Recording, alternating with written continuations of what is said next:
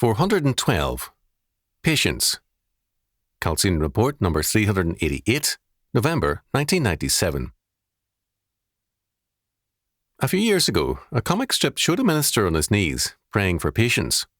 After his Amen, feeling no surge of patience, he looked up to heaven, demanding, "Well?" We miss the point in any study of patience if we forget that patience is presented to us, first of all, as an aspect of God's dealings with us.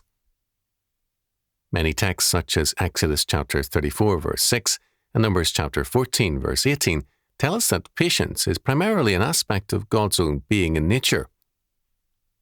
God is very patient with us who constantly try His patience. His attitude is often called long-suffering, an accurate term for His readiness to wait for us to repent and to change. This is why our impatience towards one another and towards God is so ugly a vice. And to be impatient is a vice. Too many of us are easily testy and impatient, and we act as though this is a sign of higher standards on our part. Impatient people are a trial to be around because their demands take priority over courtesy and respect. God is spoken of as the God of patience and consolation, and it is Paul's prayer that we be like-minded one toward another according to Christ Jesus.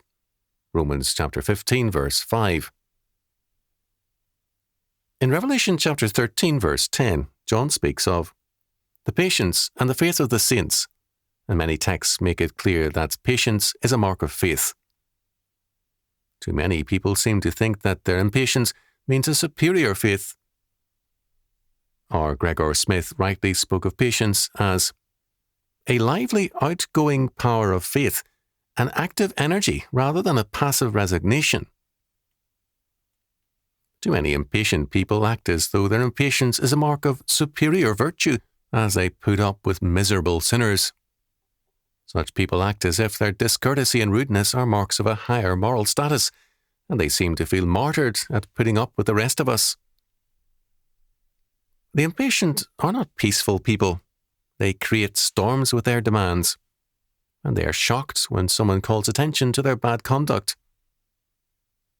Peace, together with patience, should be our normal behavior. Because God has been and is supremely patient with us, we must be patient towards one another. The impatient may not always be wrong in issues, but they are almost always wrong in their attitudes. All one needs to do is to examine one's relationship to the Lord, to realize that our own sins and shortcomings are very real. Our criticisms are largely effectual, and too often, unasked critiques only hurt, irritate, or anger. Prayer can be more effectual in making changes. Of course, the change then is not our doing, nor a plus to our credit. So impatient and hard words come more readily to us. We live in an impatient age, one whose demand too long has been, utopia now. Usually, the only thing that comes that quickly is hell on earth. Apparently, too many people want hell now, because they certainly work to create it. How about you?